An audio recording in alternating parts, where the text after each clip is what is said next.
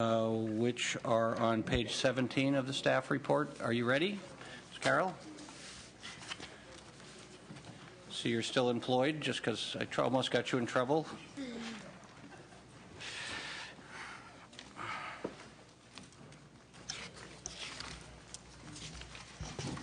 So as Ms. Carroll gets ready, I think you all know how we're going here. So we're going to have any questions on this item, and then we will go to public comment on all three items and then come back for action by the committee. Go ahead. Mr. Chair and members, just to summarize the changes to the SSI-SSP program in recent years, in 2009, there were 3 separate SSP reductions, including reducing couples' rates to the minimum amount allowed under federal law, known as the maintenance of efforts, the MOE level. Individuals in SSP rates, with SSP rates, were also reduced to the maintenance of effort level effective July 1st, 2010. In 2010 and 2011, there were no federal SSI COLAs to pass through, so the grant levels didn't change. In January of 2012, the SSI COLA at 3.6% was passed through. It resulted in a $24 increase for the average SSI SSP individual. In combined, SSI SSP's payment standard for an individual is now at $854.40. For the couple, it was increased $37 to $1,444.20. There is an estimated, and it's only estimated, federal COLA of 0.2% that's going to be passed through as of January 1st, 2013. The net result of all these changes is that the typical SSI SSP individual is receiving approximately $52 less today than he was or she was receiving in January of 2009.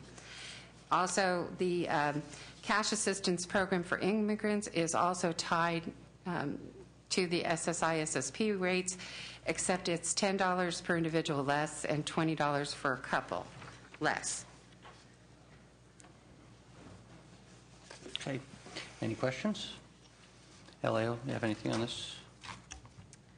Thank you, Mr. Chair. Just as a point of reference, we would note that these grant changes keep individuals at about 92% of the 2012 federal poverty guideline and couples at 114%.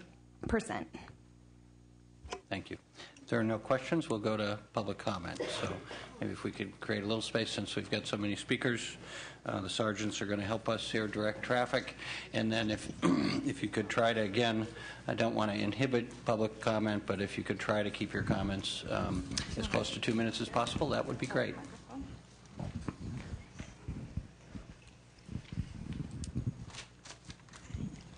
Good afternoon, Senators. My name is Michelle Rousey, and wow, to talk about 3 things at once, it's hard, and one, it's disgusting. The things that I'm talking about today are, one, the domestic hours that you're trying to take away from some of the consumers. Domestic hours are hours of service, like doing shopping, cleaning somebody's house if you have a roommate. Would you want to be my roommate if you had to do the service for free?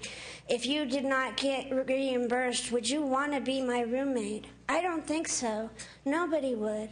And that would be my question to you, Senators. Would you want to be somebody's roommate if you had to do soiled bedding? If you had to do something like that, would you really want to be somebody like my roommate? My niece had to do her mother's roommate, and that was her roommate, her mother. She got 80 hours of IHSS, but her daughter, who was her roommate, was not paid at all for doing her care because she lived with her mother. Both were on disability, and so her mother only got 80 hours of IHSS, which this is very, very sad. She waited 2 years to get a nursing home bed that never came. She was on straight Medi-Cal, and finally my nephew had to move her out of the county to get a nursing home bed. So there are consequences to the decisions you're making. So I just urge you to not make that cut. SSI cuts. They've had cuts year after year, and I urge you not to continue cuts there. Another 20% cut to IHSS would mean that I would not have the care that I need in my home to stay there. I've had enough cuts to my services. We all have. And I urge you not to make any more cuts to the services that we all use.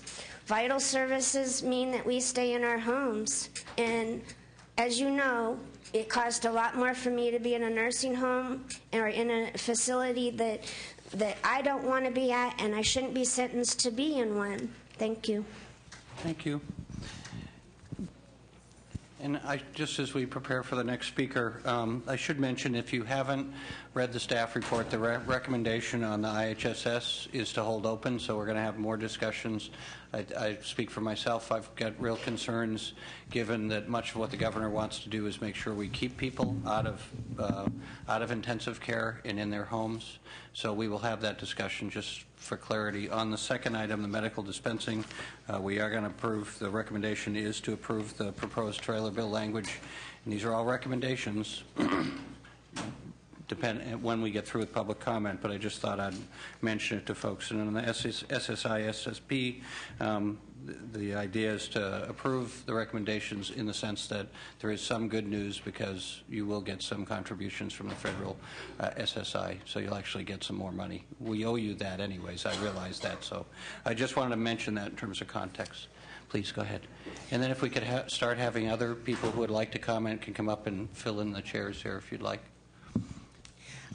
Deborah Doctor from Disability Rights California, also speaking for a California Association of Public Authorities and the IHSS Coalition, and I believe you all have letters that the Coalition sent to you on the IHSS proposals. And the comments I'm going to make are based on what we thought we understood from the trailer bill. And they have to do with the same issues that the LAO brought up on the domestic and related services. Our understanding from the trailer bill is that people who are possibly unrelated, could be a landlord, could be a tenant of the IHSS consumer, would be expected at no pay to do forced labor, to work for the person who lives in their house and not get paid for it, regardless of any legal liability to do that and regardless of the relationship. It could be a minor child. The IHSS consumer could be a grandmother who happens to be taking care of their young grandchild in the household. There are many, many scenarios. It further expects the housemate to, if they say that they can't do the work physically, to be subject, a person who is not applying for any public benefits, to be subject to an assessment by a public social worker as to their fitness to do work that they're not legally liable to do, or to have to produce medical information about themselves. They are not applicants for any benefit to the state, so the state can decide whether or not they can or not work for free. So these are some pretty serious issues. The trailer bill, as we understand it, does apply to areas of the house that are used only by the IHSS consumer, meaning the housemate would be expected to change the person's sheets, do their laundry for them. I mean, now, it could be that everybody in the household sleeps in the same bed, but if that's not the case, then we are talking about an area that's used only by the consumer. Same thing if the consumer happens to have his or her own bathroom that they use exclusively. The housemate would now be expected to clean that person's bathroom. So those of you who have ever shared, I understand there are legislators who share housing sometimes in Sacramento for the same reason that other people do, to save costs. You would then, if you were in that situation, be expected to clean your housemate's bed for them and clean up after them, and that would be your responsibility. So these are the kinds of reasons that the legislature rejected this proposal the last time it came up, and we do agree that cutting services, which a social worker has deemed necessary, and just saying, well, they may or may not get, you still need to have them done, but there's nobody who's going to get paid to do it, is a risk to the consumers, does raise the ADA issues, which the LAO raised, and for all of these reasons, we strongly urge you to reject this proposal. Thank you.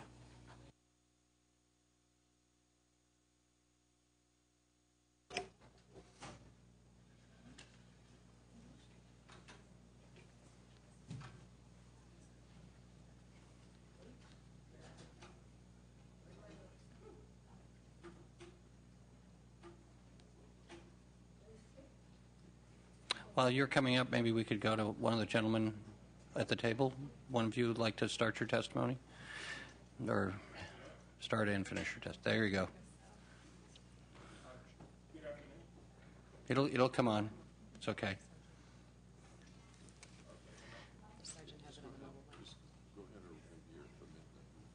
Okay, if the sergeant could just, we're off with the mobile mic.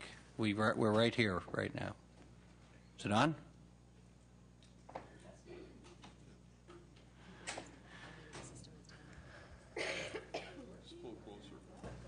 Testing. There we go. There you go. Okay. Voila. Good afternoon. My name is Bill Lohr. I'm a home care worker from Sacramento County, and my client is my father. And I'm here today to show my concern about the restrictions on domestic and related service hours cuts. And I'm going to share with you what happened at my father's assessment, the last assessment from last year. His caseworker came in and assessed him. Everything was pretty much standardized. She asked questions about what duties he needed and what I did and how he felt and his conditions. But at the end of the assessment, she told us, she explained to him the hours that she was going to approve. And instead of getting the maximum hours, she didn't give us the maximum hours. And the reason why was because I don't live with my father, but my mother does. And I have a younger brother who also lives with him. And so the reason why he didn't get the maximum hours was because they lived there with him. And so now here today, I see that they're trying to cut, our clients' hours because of the domestic and related services. The thing about that is that was already considered before the hours were approved. And so if this, so for you guys to consider even doing this, it's kind of nonsense because it already has been done. And so that's my concern about this whole thing. And I thank you for your time. My name is Carmen Rivera Hendrickson. I am a consumer and as well as an advocate for the Alameda County Public Authority IHSS. I live in Pleasanton. To get here is quite a chore. It's not easy. And you guys have seen me here several times. I have been on IHSS for 15 years due to my husband breaking my neck. And that's why I have to wear this nice little toy. I have lived with roommates. They will not do any of my care. I've had that incident for 15 years, and it's been one problem after another. I can't afford to live by myself, but right now I am in a one-bedroom apartment, assisted by a foster child that I raised, to be able to keep being in my home. He does be sometimes between 9 to 24 hours, depending on how my health is. One day I'm fine, next day I'm down for 2 to 3 days. There's days I can't breathe, there's days I can't even speak. To be able to make a roommate do something, it doesn't work. It's very hard. As Michelle stated, would you guys like to do that for a person that's disabled? It's very difficult. And your laundry doesn't get mixed in with nobody else's laundry. Your food is separate because I'm on a special diet. He may be there with me some days. Some days he's just there for the time that he has to work and he has to leave. Then he's on 24-hour call. We need to be able to do something for IHSS, but not this way. We don't need to get it into the dual managerial care either. It needs to be kept separate. Like you're trying to keep MSSP. We need to keep our IHSS. I do applaud ALO for finally being on our side for a change with the issues on the PEZ, what I call the PEZ machine. Because some people, I know an elderly lady that they put her on that PEZ machine, and she did not know what it was because she had a touch of Alzheimer's. So when the buzzer went off, she didn't know what it was. She never took her medication. She ended up in the emergency room. See, that's the problem of the PEZ, which I really do thank you that now that funding can be used properly somewhere else. So I do applaud that we are trying to get something together and we are trying to work together, but we need to continue working with consumers as well as legislators, as well as ALO and the departments to work together to make something work out, not pull apart. We need to work together. And that's why you see me here. Thank you, Mrs. Anderson. Let's see. Go here. Sure. And then when you're through your testimony, if you could make room so that we can keep bringing people up. Okay. Hi, my name's John Campbell. I'm here in Sacramento. I take care of a couple of fellows that had brain injuries. And, you know, the meal cleanup and preparation, laundry, shopping, that's 90% of what we do for these folks. And I might add, if it wasn't for these daycare places, they do need complete supervision, both of my guys. And when they do try to do something, they do try to work. It's just more hassle. I got to either do things over, or they really hurt themselves. A friend, the guy that I lived with, cut himself, and he takes a lot of meds, and his blood is just like water. I mean, it was just a simple cut, but I had to take him to the emergency room because he wanted to help out. But it's just, it just seems like every year or every 6 months, it seems like we're down here, there's another way to nip at our heels, trying to take more money. And this is a great program on which every time we're trying to take money from it, we need to just figure out a way to get it going better. Because we do, you know, it's the proof is there that we save tons of money. And it just seems like, you know, this is ridiculous. This is not the first time. I think Arnold was trying to do something years ago. They thought, oh, well, we can nail them here. And they know I'm going to do the work, for sure. I mean, I'm not going to let our dishes get, you know, it's going to get done.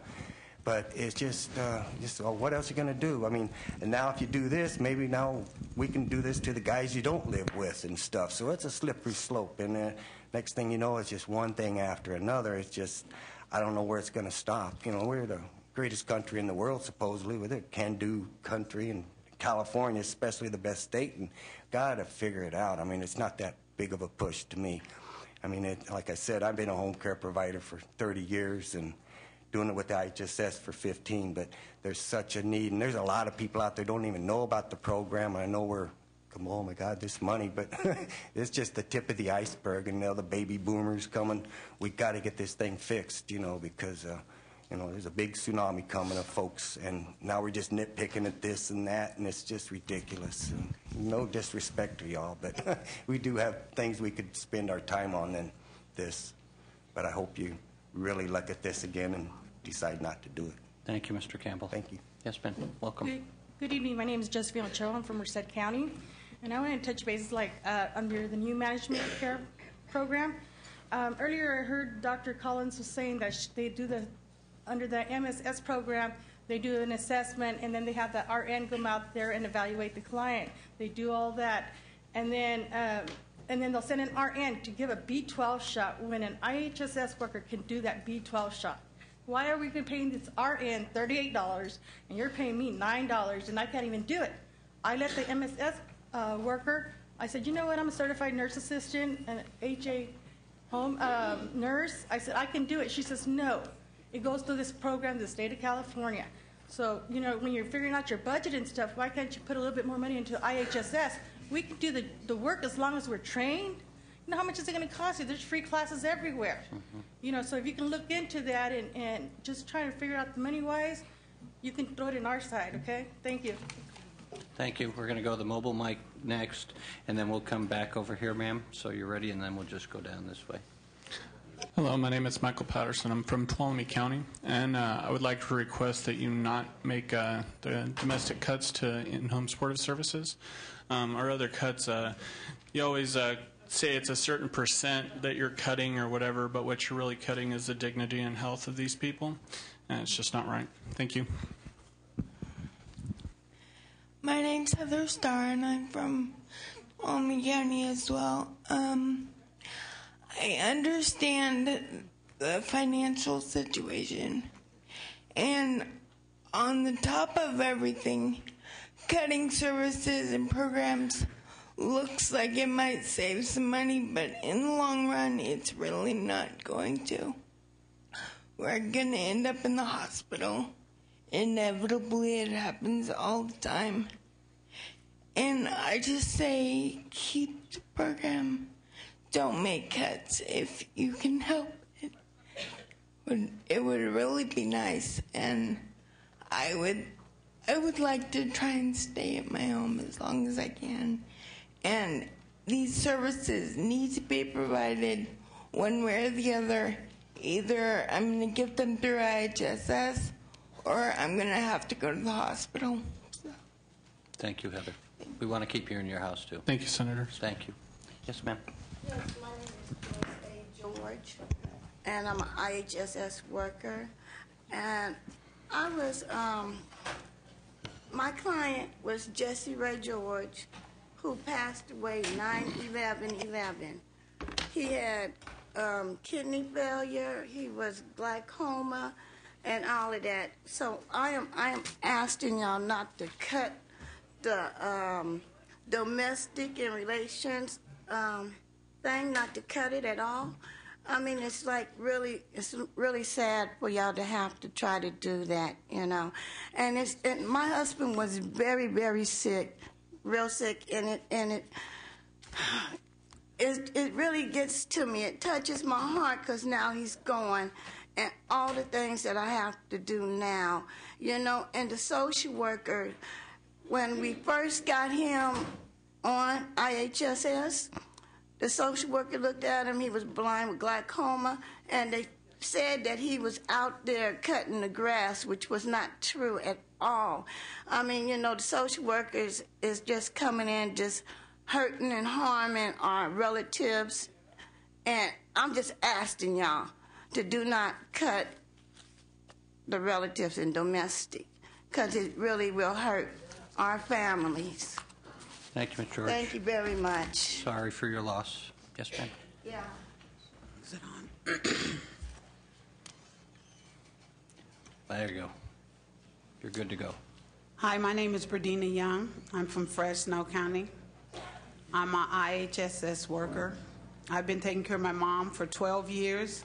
She's bedbound, and she needs, I had to move her in with me, and I feel that if you make the cuts, then that'll cut back on her because she's 91 years old, and she's bedbound, and she needs all the help that she can get. And I would really, really not want you guys to make the cut. Thank you, Ms. Young. Yes, ma'am. Yes, my name is Kelly Everhart. I'm also from Fresno County. I'm going to speak on two behalves. My mother, who's 75 years old, she was diagnosed of emphysema. She has an oxygen tank, and cutting the domestic and relations would really hurt her because she cannot cook for herself, she cannot clean, and she can barely walk without losing her breath. So that's one reason she would end up in a nursing home if me or my brother wasn't able to take care of her. Also, my husband I've been taking care of my husband for 16 years. He's a VA vet. He's a double amputee. The domestic care and the laundry, I have to do laundry every day because he has bladder problems.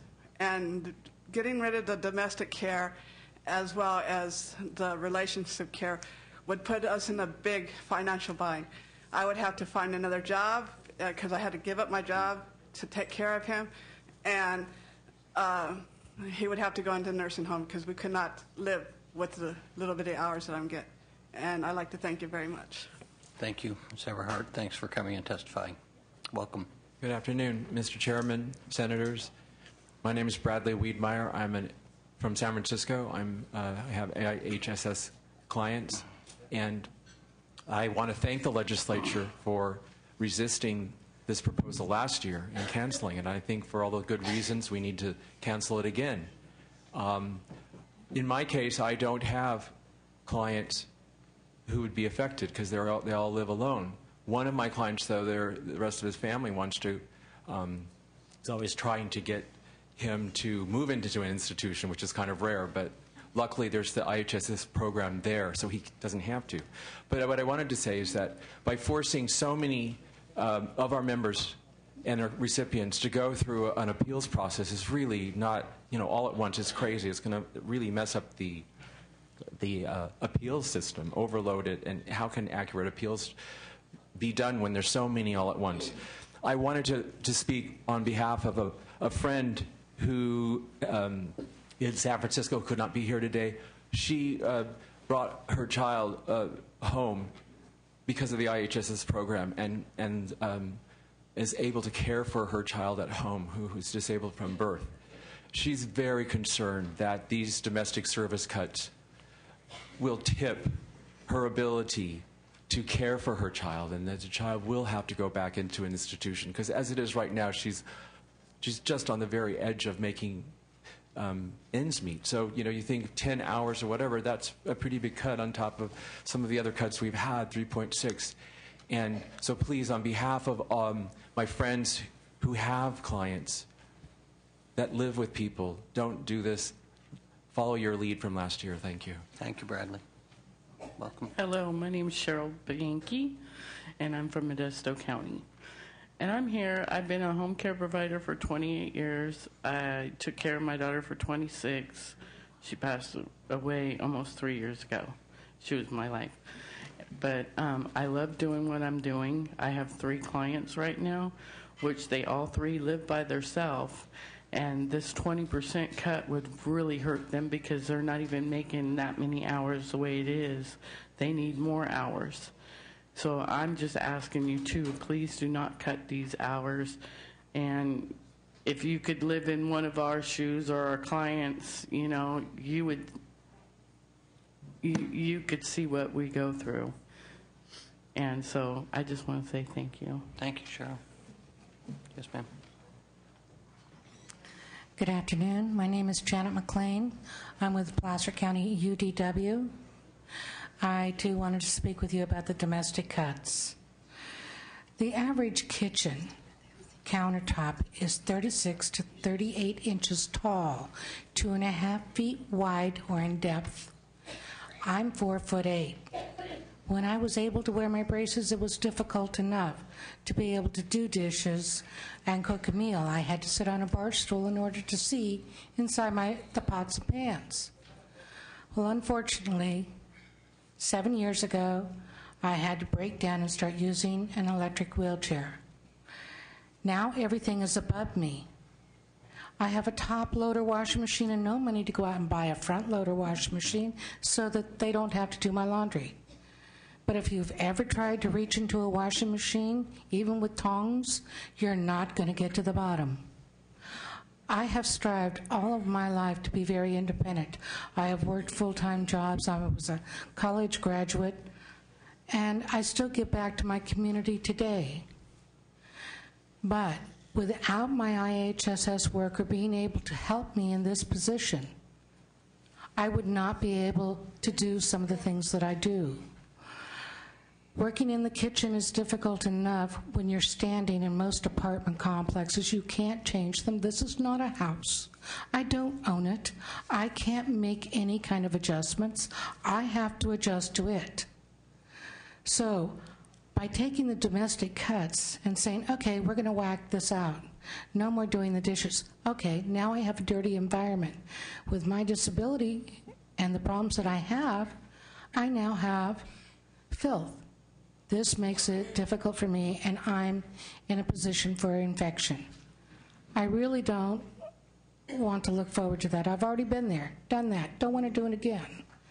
The domestic cuts that you're requiring are going to put thousands of people who are in wheelchairs living in these dinky little apartments that they say are accessible and are not, and saying, okay, you've got to cook for yourself. I can't afford to go out and eat, nor would I want to. So I have to cook at home. Now, all of a sudden, I'm not going to be able to do that either. I'm not going to be able to eat in my own home. This is wrong. It really is. My partner works hard, very hard. He can never get enough hours. He has to work with other clients outside the home just to make ends meet. Enough is enough. These people have been put through too much. Think about what you're cutting. Thank you. Thank you. Thank you, Ms. McLean. Great. That's it's very effective. Welcome. Thank you. My name is Lydia Torres. I've been a home care provider for 9 years for my son. And this 3.6% has really, really affected me at my home with me and my son and myself. I really had to go through a lot. I had to lose my house. I had to let go of my house because of that. Now the 20% is coming too. What's next? This is a lot of cuttings for us, and besides the cooking for myself and my son, he can't do anything. He's paraplegic. I've been doing that for 9 months, my 9 years, excuse me. And he can't even lift a can or a soda, nothing. I have to do everything for him. And all these changes that are happening, I don't think it's right either. My son is really suffering for all this. We're always thinking of all the budgets, and, we're in a fixed budget. If I go and I want to buy a pair of shoes for him, I'm behind on my bill. If I go pay my bills, he don't have enough food. It's very hard for me.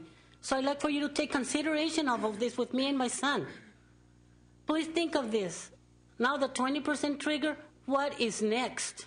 Please consider this for me and my son. Thank you. Thank you, Mr. Reyes. We will. Welcome. Thank you, members. I don't want to repeat what's already been said, so the way they do on the panel, sometimes I just associate myself with the other comments, but I just want to make 2 quick points, really, that have been made, but to emphasize. These cuts are cumulative. The first, the 3.6%, the 20%, the loss of the domestic services for some people, the fears of possible downsides for managed care. Most of the recipients that I deal with are very frightened. And then just to give another, one example of a situation where a person is a provider. Many people, for example, adult children will have their parent come and move into their home. They have to curtail other employment. They have more than just the kind of other, an additional person to provide domestic services for. They really have a lot of work to do. And I really hope that, and it seems promising that your committee will really consider the detriment. Every cut, I think, diminishes the safety of these of the recipients. Thank you very much. Your name, just for the record? I'm sorry, Lori Blasik. I'm a social worker, an IHSS social worker. Thank you, Ms. Wesley. Yes, ma'am. My name is Josefina Valadares, and my case is a little bit different because I'm not a worker. I'm not in the social service circle, but this has effect. I'm here to represent my family. My parents were migrant health workers, and their health is in really bad shape. But this will really affect them because my oldest sister is in home, taking care of them. And if they cut the cuts on her salary, there's no way she can make it. Then she has to go out somewhere else and work. And then what about my parents? Now, we might think, I can take care of my parents. I live in Corning, Tehama County. My parents live south of San Diego. So it's almost impossible. I have a family that I'm putting through college right now. I would please do not make any more cuts because these will affect my family. Thank you. Yes, sir. Good afternoon, ladies and gentlemen, Chair, Senator, members. Thank you so much. My name is Salfainga Maulupe Jr. I'm from Santa Rosa, Sonoma County. I'm a IHSS provider in care for my wife. We've been together for 20 years. I'm a father of 5 children and 1 grandchild. I gave up my life 12 years in a hospital to care for her. I'm here to introduce you, please stop the domestic services hours. I only get paid like 5.5 hours from IHSS. I thank you for that. But some other things that needed to be bring in to care for her. For one, most of them is being discussed from other members and other providers. My main concern is that her menstrual care. If I don't have enough money to do that, to care for her, I may have to provide an improbable items to care for it rather than the appropriate product. So I'm here to please, senators, ladies and gentlemen, please reconsider the domestic cut. It's very, very hurting for us. Thank you so much. Thank you, Sal. Yes, ma'am. Hola, mi nombre es María Santillán, vengo del condado de San Joaquín. Yo cuido a mi hijo Alonso Santillán, de 22 años de edad. Mi hijo nació prematuro. A causa de nacer prematuramente,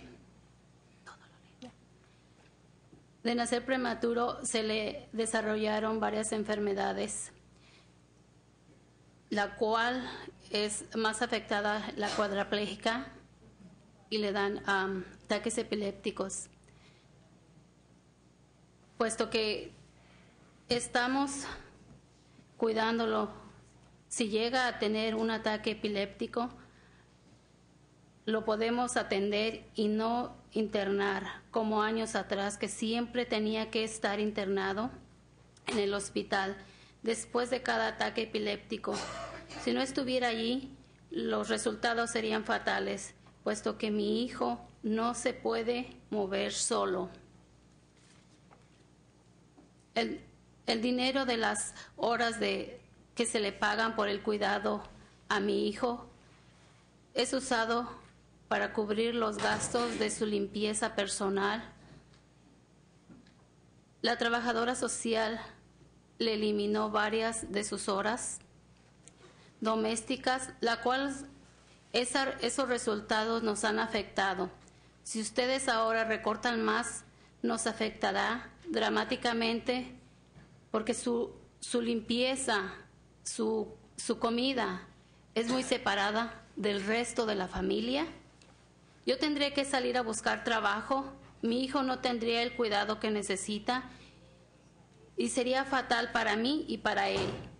Yo creo que ustedes aquí están para defender a las personas más vulnerables, como lo son los incapacitados, y les pido que por favor piensen en no quitarnos más horas domésticas. Gracias. So my name is Maria Santillán from San Joaquin County. I take care of my son Alonso Santillán of 22 years old. My son was premature born, and because of that, he developed several conditions like epilepsy, and he's also quadriplegic. He requires 24-hour care.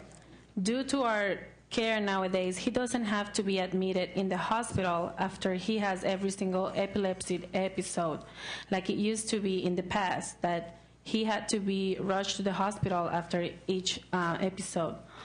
Also, because he's quadriplegic, he can't be left alone. He can move, and if I were not with him all the time, the results will be fatal. The money we get paid for taking care of him, it's used to cover the expenses of the products we have to use for his personal care. The social worker cut domestic hours, and that is actually affecting us. If you cut more hours, that will affect us very seriously, because his food, feeding, and his cleanup is separated or different from the rest of the family. I will have to go get another job, and my son will not have the care he needs, and that will be fatal for him and for me. I believe all of you are here to defend the most vulnerable people, like people with disabilities. Thank you. Thank you, Michelle. Yes, sir. Yes, my name is Wayne Brunsma, and I'm 40 years old. And February 21st, 1997, I was parked at a signal on my way to work at Tri-Counties Bank. I was a supervisor. I used to open it inside of Rayleigh's on Lake Boulevard in Redding, California. I also worked at, in conclusion, I also worked at Ross Dress for Less and McFrugal's and was a squad leader for Mendocino National Force as a wildland firefighter. And as a result of a major car accident, I've conquered total paralysis on the right side of my body. I've gone through 14 surgeries. And for the first time since August 3rd, 2007, which I had another accident due to in-home supportive services, my health had started improving for the first time. I ended up in the hospital, and if it wouldn't have been for in-home supportive services, I would have ended up in a care facility. And I'm only 40 years old, and so it's changed my life. And but I have a hard time having people do stuff for me because I've always been so independent. So I'm struggling with that, but working it out. So I don't know about anybody else here, but it has changed my life, and I can't. My goal is to get off of SSI and all this stuff. My health, determining upon my health, but it has absolutely changed my life. And I'd like to say thank you for everybody that's been part of the in-home supportive services, all the work that all the ladies and gentlemen have done for the budget. Whatever you guys do, that's your business. But I'm living proof that it's kept me independent and in my apartment and enabled me to go forth with my life and have a much better lifestyle. And my doctor also made me go to the YMCA and start swimming. And due to getting the rides instead of taking demand response, which is a shuttle, with the straight up and down chairs with virtually like no shock system, that I've started to get better for the first time since my last surgery of July 25th last year. So hopefully that you don't cut the hours for people that really need it, only for the people that are working the system. That's the way I look at it. And as far as my helper here, she's wonderful. She's the best cook in the world. And I get to eat actual good, well-balanced meals instead of just junk food that's not healthy for me, because it's a bit much right now at this time to prepare a well-balanced meal. And God bless everybody, and Jesus Christ died on the cross for every one of our sins. I hope everyone in here who hasn't accepted salvation will. Thank you. God bless you. Thank you, Wayne. I can accept that. Hello. Hello. I had a whole speech prepared, but after that, there's no need. My name is Cassandra Carter. I'm from Shasta County. I am an active member of COO. And as a provider, I would like to see more training. I do have 2 degrees that do not pertain to this field, but I love taking care of people. I love just what you just seen with Wayne, knowing that he's happy with me. So better training. I would love to see that implemented in your plan, if you can fit that in. I will leave my cards for any suggestions. So with that, I would like to also say, as far as the pay cuts, we don't need it. We're barely making it now. So I have to work 2-3 jobs to make ends meet, to be honest. So if you could throw that out of the plan to keep our pay, I would greatly appreciate that. And from Shasta County, we want to thank you for all your help and all your support. We know a lot of you guys are on board with the program, so we really want to extend our thanks to you. So thank you. Thank you, Ms. Carter. We'll have you come back and cook for us sometime. Sure, I'll be glad to. Here's my card. We'll pay you even less, however. Yes, ma'am. I'll take a sweet potato pie, 1 order, please. But my name is Jeanette Jacobs-Hill, and I want to say hi to the panel and everyone up there. I take care of my mother, and she had a stroke. She has high blood pressure, and she's diabetic. She lived in Los Angeles, and I got married and moved to Sutter County, and she followed me. I took good care of her, and so she came to live with me so she can continue to get the good care. And I'm married now, and so I have to improvise because my husband should come first, but I take care of my mother far as she have to have different food. So cooking-wise and I have to cook for her separately, and then cook for my family, my husband, myself, and my son. And just to think back when I was growing up, my mom, she worked in a senior, for old people, it was a convalescent hospital in South Pasadena. And we used to come visit her, and I didn't have a heart for that kind of work. When I would walk in there, I would look at the old folks and everything, and my heart went out for them. But it was the type of work that my stomach couldn't take. It was a stench that I wasn't able to take it down. But my mom did. She did it for 35 years. She took good care of those old folks. And she didn't just take care of them. She loved them. And she have one lady that she took care of her mother and then the father. She wrote a letter, and she told them that she thanked God for my mom because the love my mom gave her parents, she said no one else could do that. And I have the letter. I'm going to hold on to it, as long as I live. But my mom stand with me. I wouldn't want her to go to a convalescent hospital. She should have the privilege of, she know how it is in there because she did it for 35 years. So she shouldn't have to go there. She should be able to stay at home until her time expire. And, if you keep cutting the hours, I would have to go get a job and not take care of my mom anymore. So I just want you guys to think about all you guys up there. You guys will get old one day, and you guys got to want someone to take care of you and love you just the same. And I thank you for this time, and God bless all of you guys. Yes, we're aware. I'm afraid my sons aren't going to be very helpful. Go ahead, right here. Yes.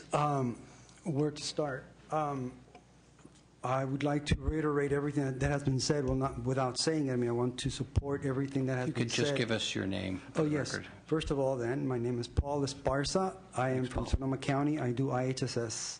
I've been doing it for several years, and I don't work for family members, not yet, anyway. So I would just like to support everything that has been said. That's pro-IHSS, to keep the program. And it seems like every year we come up with this cut idea. It's a legislature of fear that is installed into all the people who are disabled, who are elderly, people who are temporarily sick due to accidents, etc.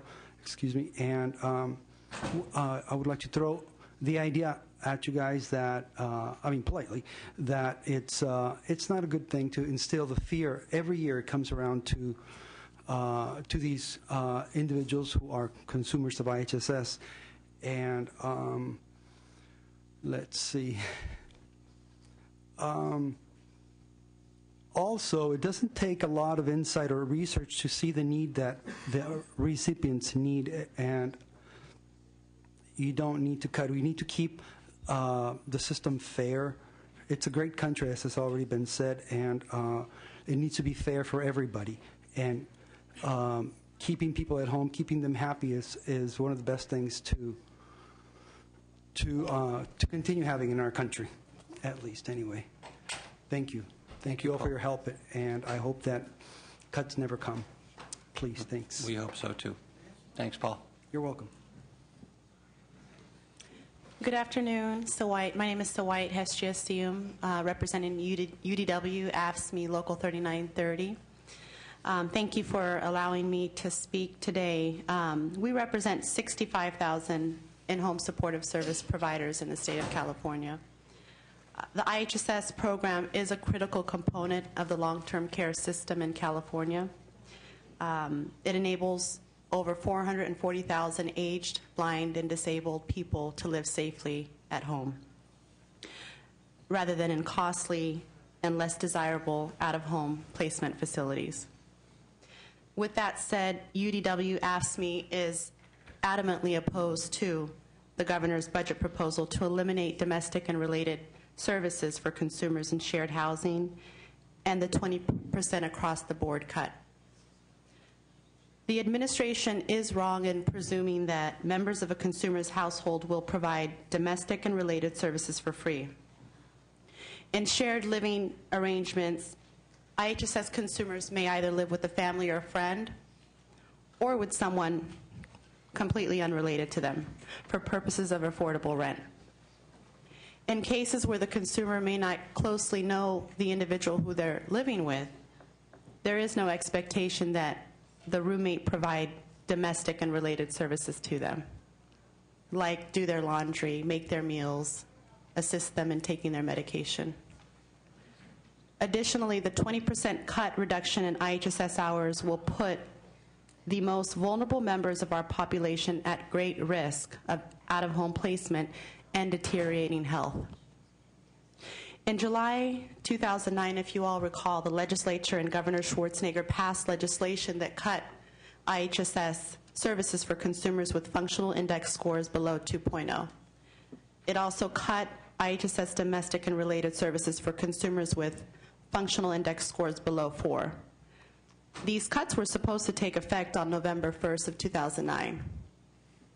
However, a lawsuit, which is now called Oster versus Lightbourne, was filed, arguing that the cuts would place consumers at risk of harm to their health and safety and at risk of unnecessary institutionalization,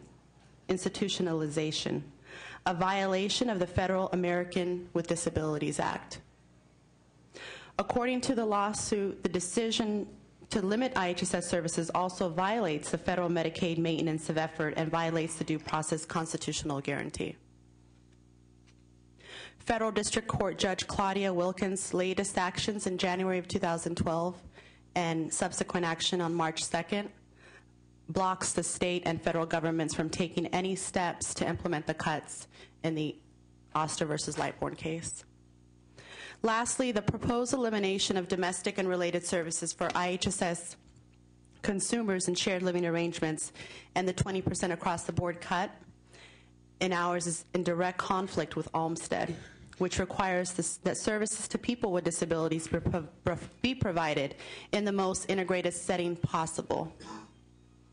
With that said, we respectfully ask the committee to oppose these proposals and protect the IHSS program. Thank you. Thank you. Mr. Chair, members, Robert Harris on behalf of SEIU California. It's been 11 years, 13 budgets, where people who receive this service and the people who provide it have had to come here to Sacramento to beg for their quality and decency of life. It's wearing on them. It's not a right thing to have to do. The very first proposal was similar to what the LAO came up today, was to cut wages. Then it was to clear down the minimum wage for everybody. So, and because it works so well in Florida.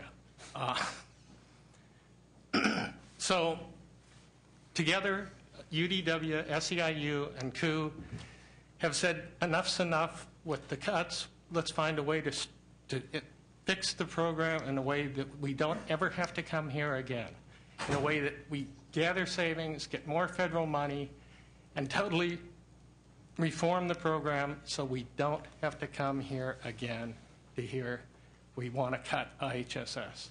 We're working on a proposal. We're working with the administration. We're working with all the other stakeholders. And we're working with the legislature. We hope to have this done this year so we won't be here again. And I'm sure you guys would all like us not to be here again and not like to see the suffering and the fear in 440,000 recipients and 360,000 people who provide their care every year being under the gun. So we hope you can see what the fear causes and how people react and the inhumanity of that, having to suffer that. We want to work with you all this year to find a solution to that. And so trying to raise it from the sad note of everybody suffering under the fear and asking for your engagement and your help and the help of all the stakeholders to find a solution, we think we're on the road. Thank you. Thank you, Robert. You'll get some kind of priceless resolution from all of us when you accomplish that feat. Mr. Harold? Thank you, Senator. Mike Harold again with the Western Center on Law and Poverty, and I actually want to raise a slightly different issue back to your previous discussion about SSI and SSP. The thing I wanted to bring to the committee's attention is the following, is that in 2009, I believe the legislature did something that they maybe shouldn't have done, which is to eliminate the cost of living increases that used to be provided statutorily for the SSI SSP program. They were eliminated in 2009 in a budget act, taken, frankly, one of those dead of the night acts that was done in a time of crisis to try to bring the state's budget under control. But in the same way, this legislature can restore those cost of living adjustments. And they're very important for people because, as you can see in particular in the CalWORKS program, when we don't provide cost of living adjustments, the grant level's ability to provide the standard of living that we originally set out for these families erodes over time. It's just a fact of life. Now, we are not necessarily calling for you to fund an SSP COLA in this year's budget. We know you have a great deal of demands. But we would strongly encourage you to restore the cost of living adjustment so that each year in the budget we can have a debate and discussion about the needs of SSI clients who are blind, aged, and disabled to be able to get a little bit more money. Hopefully one of these years we'll actually have some more money, and that would be a really nice conversation to have. But in the meantime, that law should be restored, and we would encourage you to do so in this year's budget. Thank you very much. Thank you, Michael. Yes, ma'am. Welcome. Thank you. My name is Lisa Brown. I have 5 children, 1 in college and 4 at home. 2 of the children are my sister's children. I consider them my own because I have raised them since birth. One of them has Down syndrome, and instead of her going into the system to live in a facility, I chose to take her on as my 5th child. Her name is Mariah. Mariah has been it's been a pleasure, and it's an honor to be able to care for her all these years. She is now 11 years old. Since I adopted Mariah with my husband, I've become a widow. It was 3 years yesterday I became a widow. He was in the military. Just a little bit about Mariah. She has Down syndrome. She's visually impaired and hearing impaired. She just wore glasses for the first time this last week. She's not yet toilet trained. She has reflux, which she's on Prevacid, which for throwing up, because sometimes she just throws up. Like I said, she's hearing and visually impaired, and to leave her alone would be, dangerous to her or anyone else. I just don't want you guys to make these cuts to this program because I think they're very important. It's a really good program, and even when I've only been an IHSS worker for a few years. They told me before, she doesn't do things. You don't do things for her that she wouldn't at her age do herself. You're not doing anything that you wouldn't do for a baby. In other words, now she's old enough where I am paid to do these things. I don't do it for the money. I do it because she's my family. I consider her one of my own. And making these cuts, and I can only imagine to all these other people that are here today, seems to be an injustice. I'd like you to see if you can find other places to make the cuts. What we do for our family members and for the other people that do what they do because out of compassion. And I do it with love. And I don't believe in a facility. I believe she might get good care, but it wouldn't be like she's gotten at home with me.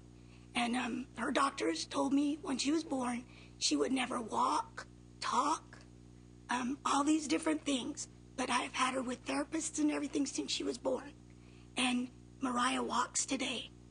And they tell me that it's because of all the other children and the interaction and being around her family and all the support, that is why she does so well. And I just think it would be awful. And the only other comment I have to make is that for you to all consider is that not just for the young ones, but for the older ones that are that get help, these people that take care of their parents and take care of family members or non-family members. And when you're unable to take care of yourself and you're older, I would just like you to think how you would feel if you had to go into a care home, not by choice, okay?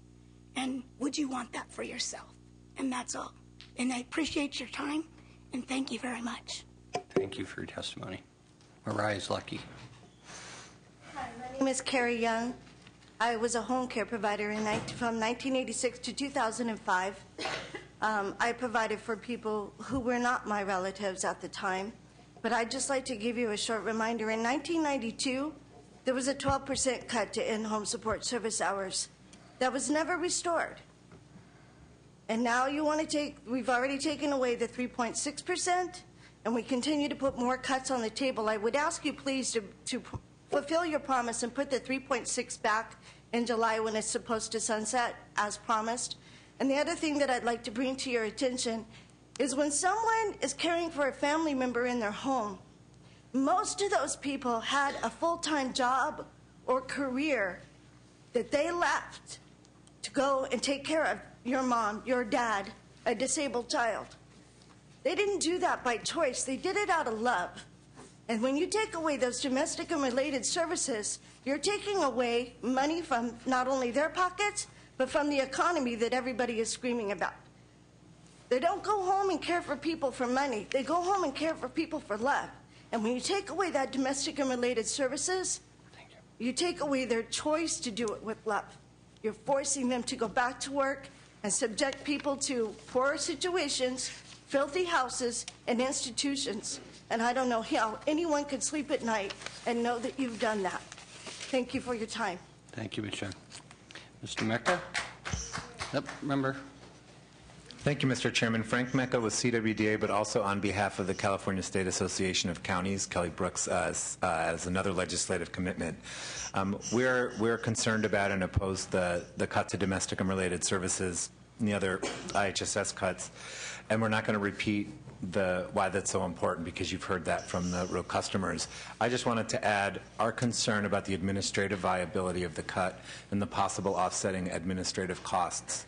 The cut assumes that some folks have a legal authority to assist other people that they're living with, and other than parents, we don't believe that legal authority exists.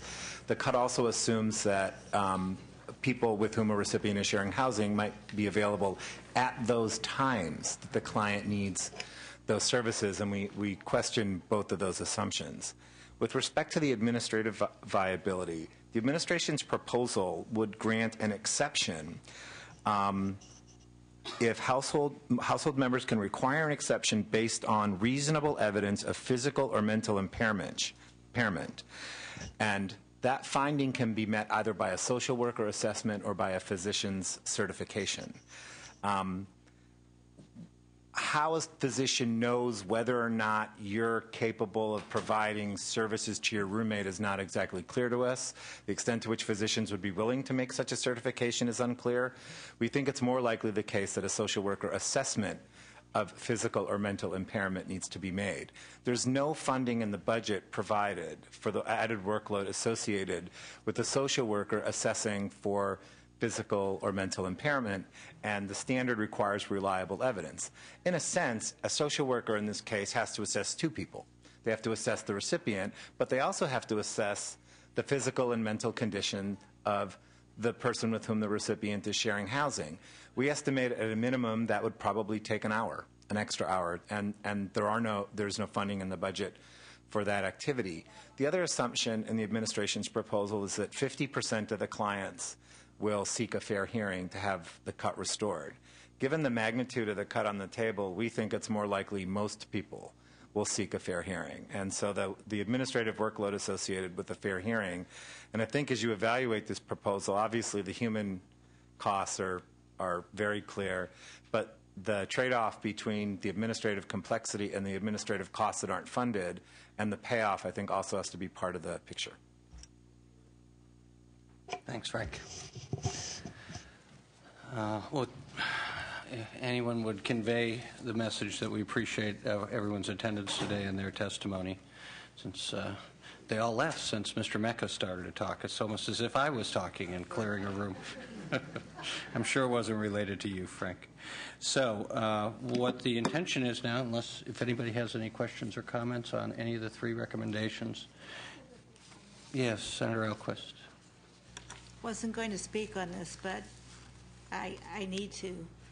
particularly since this is my last year. You know, as many of you know, my late husband, Senator Al Alquist, was 36 years older than I am. And certainly the last 2 or 3 years, he probably should have been in a nursing home the last 3 years, and as it was only for 6 weeks at the very end. And when you are caring for someone, that care can be needed at 11 o'clock at night, 3 o'clock in the morning, 6 o'clock in the morning. And there are things that we who function well take for granted. And I would plead on this issue that we truly understand the ramifications of real cuts to the IHSS program. So that's my heartfelt comment. And on a separate note on the SSI, SSP, I just out of curiosity here, I'm wondering why, from the federal level, why individuals are at 92% on the grants and couples are at 114%, because if we look at the individuals, it's mainly going to be older women who've spent many years taking care of other people in their lives, and they're getting 92%. And just want to be on record that I think that that's quite unfair, and that our society really needs to do a turnaround to understand the years. And I know we have a lot of good sons here who have, you know, taken care of their mamas, but I do think and I have 2 wonderful sons. So, but I think we need to understand that we have to treat individuals and couples equally fairly when it comes to these issues. Well said, as always. Senator Emerson? Just a comment. So we're leaving this open, but the discussion's just consistent with what Senator Alquist's sentiments is that, particularly in light of, as we move to a more managed care model, it's somewhat counterintuitive that we're cutting the services, and knowing that these are very difficult, having managed people for years, but not in this kind of circumstance, try to manage a relationship in a home is a struggle, and I understand that that's what we're trying to deal with, but it's just so, as I say, counterintuitive that we're going to keep people in their homes longer, and I can speak to this as a son whose mother's now in a nursing home, but we're trying to get her home. It's just how expensive it is, and the quality of life is so much better. So as we work through the next few weeks, I hope we'll all be mindful of that as we struggle with this. So the staff recommendations on these, which I plan on sticking to, the first one is on the domestic and related services for IHSS. We're going to hold that open. On number 2, on the medication dispensing, we're going to repeal the pilot, so we'll agree with that, and the record will be 3-0. Senator Emerson, Alquist, and DeSaulnier all voting yes on that. Also on that separate motion, repeal associated across the board cuts, the record will reflect that vote is 2-1 with Senator Emerson dissenting. And then on SSI, 2 motions. One is to pass through the federal COLA, which is, just had my Boston accent mysteriously come back. I said COLA instead of COLA. Let's see, so the motion is to pass through the federal COLA, and the record will reflect 3-0 vote. And then second motion, resulting increase to CAPA grants, the record will show that that's 2-1 with Senator Emerson dissenting. And that will take us to CalWORKS. I'll ask staff to come forward. And this is the categories maximum aid payments in exempt cases. And in the staff report, this is on pages 18 to 19. And the staff recommendation is to hold it open. Mr. Bland, are you going to do this all by yourself? I have folks with me if they need to be. You managed to get in the right seat. You managed not to take the LAO seat. Not to stumble up here to the center of the table. Good afternoon, Senator, Mr. Chair, and members. Happy to be here. I can briefly describe the proposal and then take your questions. As your agenda indicates, the administration is proposing to eliminate the exempt maps, which are provided to approximately 104,000 cases where there's usually a non-needy caretaker relative or the family is receiving some kind of disability-based income. On average, when you count all the disregards and average it out across all of those cases, it works out to about $54 additional a month that the families get from the exempt MAP. An elimination would save about approximately $50 million.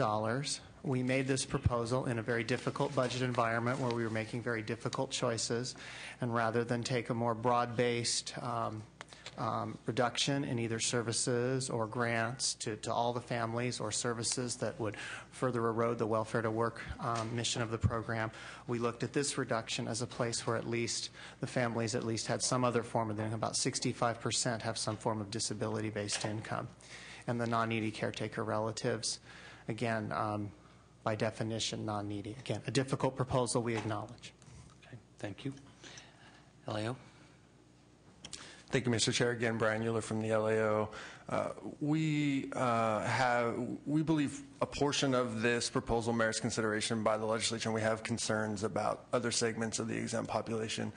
For the segment that's receiving disability-related income, we acknowledge, as is suggested in your agenda, that these families, that originally the exempt MAP was established in recognition that these families have a limited ability to augment their CalWORKs grant by going and obtaining employment. But we also recognize that they're receiving disability-based income from other sources that is somewhat compensating for the fact that they can't obtain employment.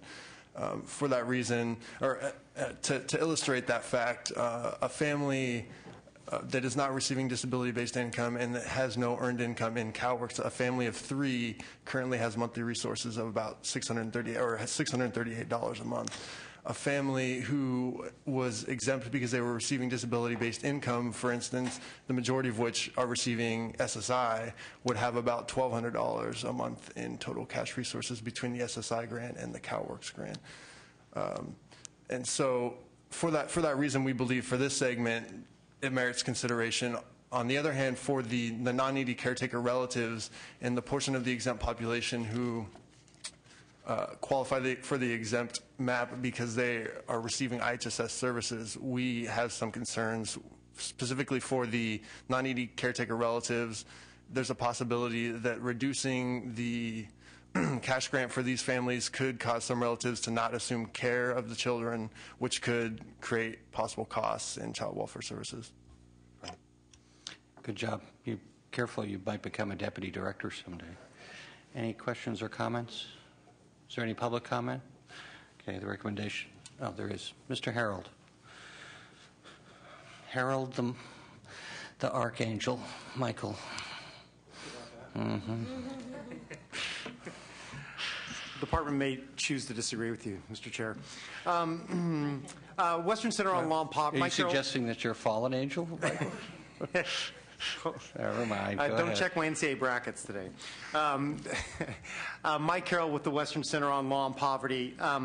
We do oppose this proposal, and I think there are a couple of things to keep in mind here. One, that when we originally created exempt MAPs, the trade was that we were going to an early welfare reform program. And it was back in the early 90s before TANF had been approved. And the Wilson administration was looking for a way to get more people engaged in work, eventually somewhat similar to the model that was eventually adopted nationally. Well, the problem was that we were also asking people who were within the caseload who had disabilities to go to work too, and we were going to take money from their checks in order to fund a welfare to work program. This became the subject of litigation by Western Center and other groups that eventually led to the settlement that became the exempt MAP program.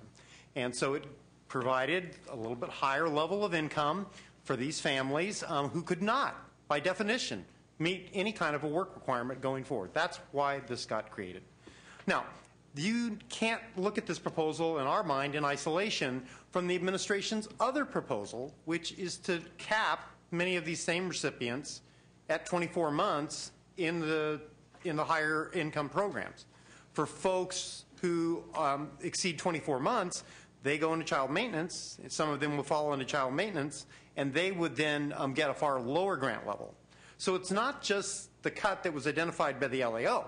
but it's potentially also the much larger cut that would go into effect if the people got placed into the child maintenance program. And yes, they would retain their SSI grant level, but they'd still lose a couple of $100 a month from that deal. So you need to put these two proposals together, and considering that you left open, at least in the full subcommittee, the full committee process, the ideas before you around that proposal, we would urge you to take the same action today and keep this proposal open and not approve this action at this time. In fact, we continue to oppose it. Thank you. Mr. Billion, that does raise a question. One of the questions we had for you is, and it's subjective, but how do families manage to continue to subsist with the suggested cut? We recognize it will create some hardship for families. I mean, this is a grant reduction. We're not trying to sugarcoat the proposal. We would point out that at least for this portion of the reduction, Mr. Held made his point about the further reduction that some of the families at some point in time might face. There would not be a CalFresh partial offset, but at this portion of the proposal, to the extent you're looking at this in isolation, there is a partial CalFresh offset. They would get some of that back in higher CalFresh grants, CalFresh allotments. The families would continue to retain Medi-Cal, but we do recognize that it would create some hardship, and families would use the coping mechanisms that they need to do, working with family, private charity, other sources to the best they can. Thanks. Senator Alquist. I noticed you said that there would be some money with the CalFresh to offset. And my comment, thinking about our earlier conversation, is, well, that's interesting. But if only 38% of the working poor, the lowest in the nation, are really using CalFresh, I don't know how much of an offset that really is. It would be automatic for all of the recipients here, because these are CalWorks recipients who are categorically eligible for CalFresh, so they would get it. But your point is well taken on our earlier discussion about the working poor and participation. Thank you. Well, I appreciate your comments, but I must admit, just personally, it's hard for me to imagine voting for this, but I understand that you had to bring it forward. Okay, the motion is to hold it open. So that'll take us to our last item, which is the Cal Learn program. It's on page 20. I think your agenda does a good job of explaining our Cal Learn proposal here. Cal Learn program provides intensive case management, a system of essentially cash payments, bonuses for performance in school and graduation, and other support services. A year ago, the legislature and the governor decided in a difficult budget environment to essentially suspend for a year the intensive case management portion. What we're proposing is essentially to sort of permanently eliminate that intensive case management. The families would still continue to receive, the teen parents would continue to receive the bonuses to the extent they earned them for graduation or for the performance in school. They would continue to receive child care and services through a regular, CalWorks employment counselor. But they would not receive the intensive case management. The proposal results in savings of about $35 million. It would be up to the counties to decide what level of service they want to provide. But it would not be certainly not be a requirement that they provide it, and we would not be funding the intensive services. When did the Cal Learn program start? I believe it started in 1994. That'd be during the Wilson administration. It was a Wilson administration initiative. Memory serves me. This Yes. was a lot of work that administration did around helping with lower teen pregnancies. And I remember a briefing by department staff, the department I now worked with when I started in 1995 at the LAO. Very proud of the new program. Okay. Any public comment on this or the previous item? Mr. Mecca. Just some additional sort of clarifying information. We did a very quick and dirty survey of counties, and out of 32 who responded, only 3 were able to maintain that more intensive level of case management. Alameda, which did so with kind of a unique situation they have with child welfare waiver funds. San Bernardino County, which redirected substance abuse and mental health dollars, so they sort of robbed Peter to pay Paul. And Santa Clara, which came up with additional county dollars. Obviously, the vast majority of counties, this cut is actually resulting in the elimination of the intensive services. Thank you, Frank.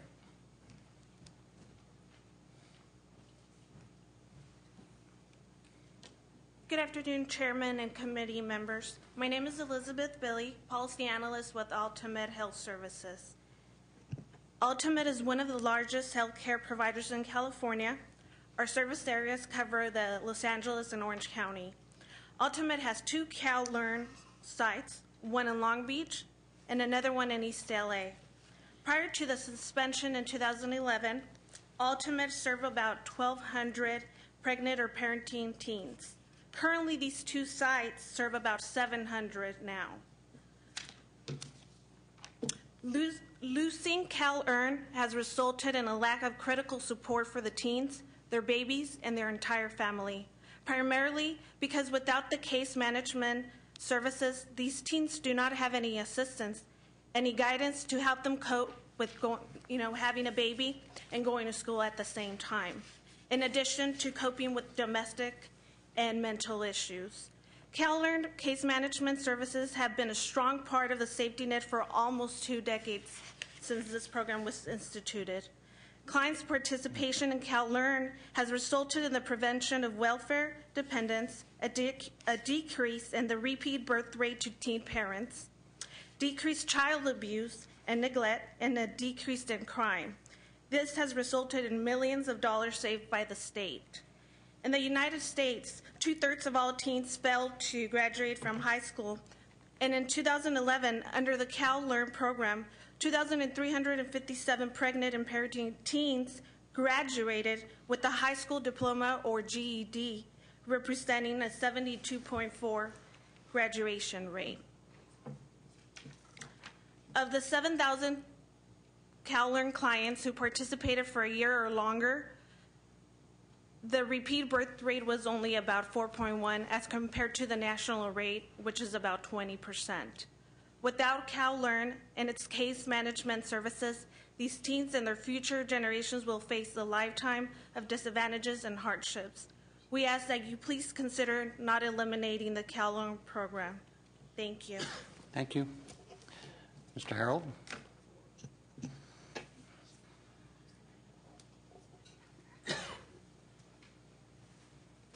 Thank you, Mr. Chair. On the previous issue that we discussed about the exempt maps, I forgot to include that my remarks are also supported by Disability Rights California. I hope you will take that into consideration. And I just have a brief comment about this CalLearn thing. Obviously, we oppose the proposal. This is maybe one of those areas where you maybe could try to look at some efficiencies, but we certainly think that this program is not only well-intended and a proven model of success, but here's the other thing that I would just draw your attention back to, which is when I testified in committee, in front of the full committee a couple of weeks ago, I talked about some research that had been done by the Center on Budget and Policy Priorities on the impact on earnings from education. And one of the things that we noted is that women with children who do not have a high school diploma work at a far lower rate than do young women who have a high school education or at least some college. And that is a trend that holds not only for California, but holds across the country. Education really matters. So if we are serious and interested about making sure that these young women have an opportunity to move out of poverty, to move off of assistance, and to become self-sufficient, we need to retain a program like CalLearn. We have to look at what works, and we have to move towards it. And encouraging and increasing the number of these young women who get a high school diploma is so in our self-interest that we'd be foolish to accept this cut. We oppose the CalLearn cut. Any questions or comments? I can't imagine myself voting for this either, and I think of it in the context of the Wilson administration when there was a concentrated effort in this country, but particularly in the state, and we've led this country for a long time, is trying to make sure we didn't have unwanted teen pregnancy. So this is a component of that it's just one facet. So these kids did have kids, and we want them to access these kind of these kind of tools so that they actually can maintain themselves and their children. So, with just one question, Mr. Plan, in that sort of in mind, how would we do any kind of tracking for what happens subsequently, especially given what Mr. Mecca said, where the counties are not going to continue these intensive programs? Right. We are continuing the reporting of the essentially the satisfactory progress in school and the graduation. So we continue to track those. Those are continue to be reported for the teen parents, and they still will be in the CalWorks program. I believe we shared some of this information with the committee already, but I can summarize. And we only have, I don't want to overstate the data because we only have 6 months of it. And as Mr. Mecca and others have testified, some counties, he didn't mention, I believe Los Angeles County used some First 5 money to sort of, so it's possible that some services were provided in this period that might not be in the long run. I acknowledge that.